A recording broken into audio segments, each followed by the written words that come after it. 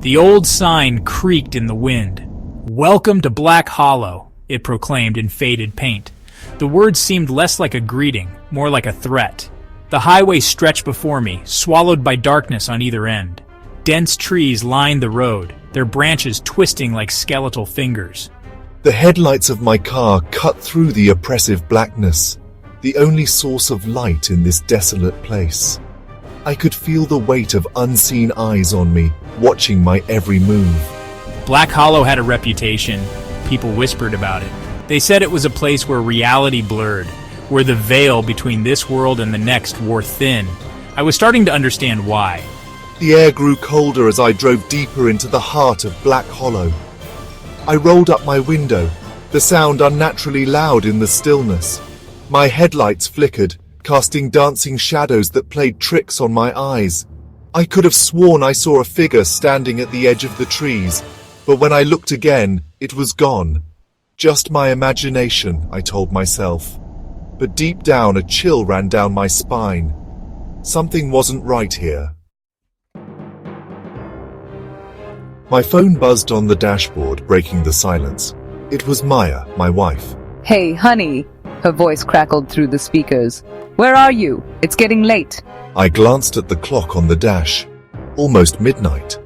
"Stuck on Black Hollow," I replied, trying to sound casual. But even to my own ears, my voice sounded strained. "Black Hollow?" she echoed, her voice laced with concern. "That place gives me the creeps. Be careful, okay?" I promised her I would, then hung up. Her worry was contagious. I gripped the steering wheel tighter, my knuckles turning white. I just wanted to get out of Black Hollow, to be safe at home with Maya. I switched on the radio, hoping to find some music, anything to break the oppressive silence. Static. I flipped through the channels, but it was the same story. Just a wall of white noise. Frustrated, I slammed my hand down on the button, and the radio abruptly cut out. Silence descended again, heavier this time, suffocating. I could feel a prickling sensation on the back of my neck, like I was being watched. I turned my head slowly, scanning the darkness beyond the reach of my headlights. There. A figure stood on the side of the road, shrouded in shadow. A hitchhiker.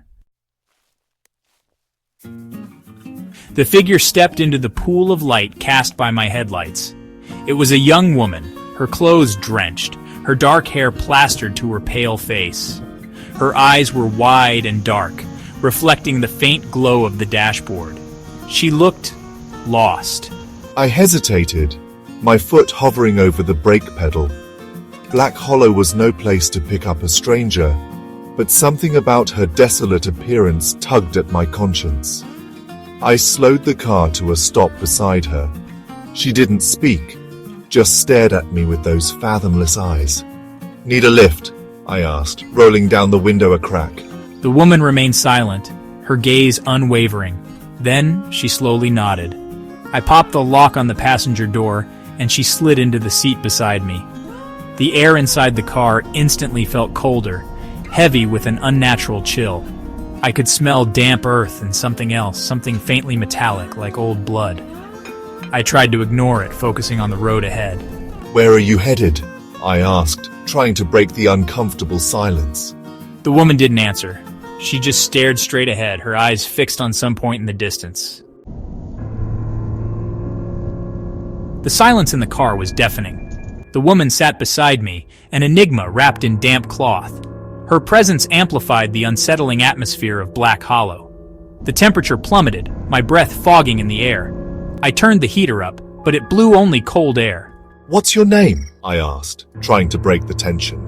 The woman turned her head slowly, her eyes meeting mine. Her lips moved, but no sound came out.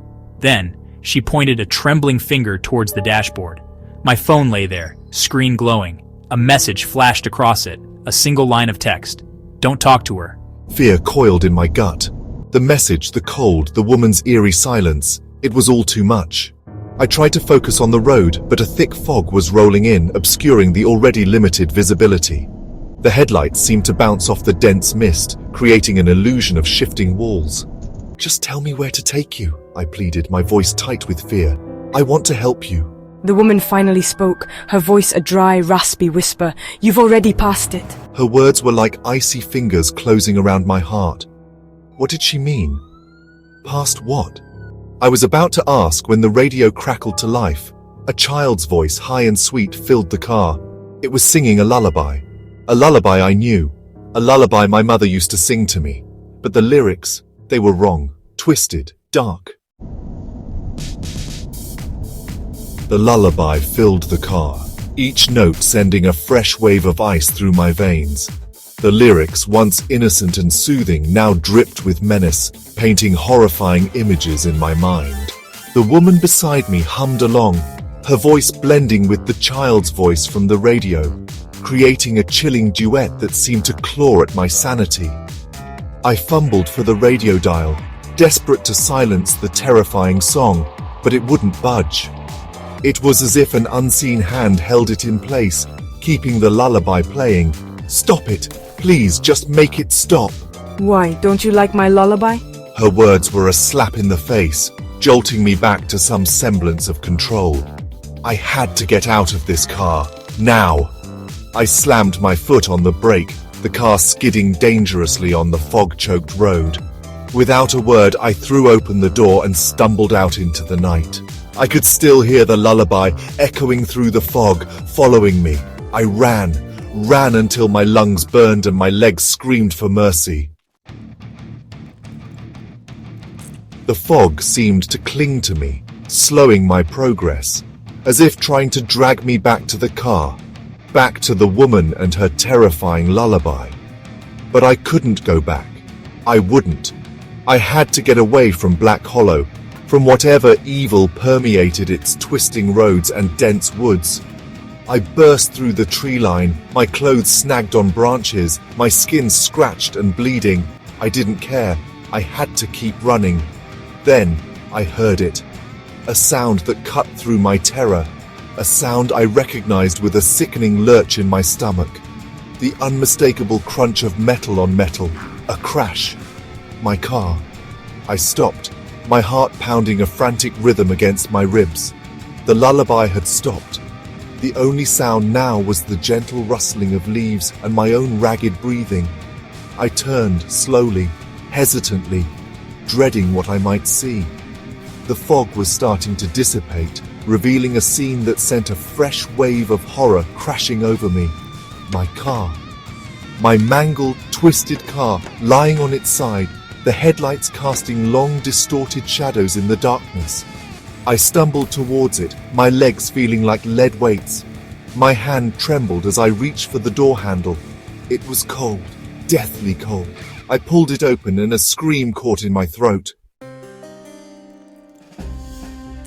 The fog around me seemed to press in, suffocating me, stealing my breath. I turned and ran, not back towards the road, but deeper into the woods. I didn't know where I was going, but I knew I had to get away from that voice, from whatever awaited me on that desolate highway. You can't escape Black Hollow. It never lets go. The car was empty. The driver's seat was empty. The passenger seat was empty. It was as if the crash had never happened, as if the woman had never been there at all. But I knew the truth. I had seen her. I had heard her. I had felt the icy grip of her presence. She was real. And now, she was gone. I stumbled back from the car, my mind reeling. What had just happened? Where had she gone? And why did I feel like I was in even more danger now that she was gone? Days later, they found my car. It was still there on that lonely stretch of Black Hollow Highway, a mangled testament to whatever had transpired that night. But I was gone, vanished. The police searched, but they never found a trace of me. Some say I got lost in the woods and succumbed to the elements. Others whisper that Black Hollow claimed me, just like it had claimed so many others before me. They say my disappearance serves as a warning to anyone foolish enough to travel Black Hollow Highway alone at night. They say the hitchhiker is still out there, waiting for her next victim. Heed my warning, traveler. If you ever find yourself on a desolate road, late at night, and a figure emerges from the darkness, offering you a ride, Keep driving. Don't stop. Don't look back. Just keep driving. Your life may depend on it.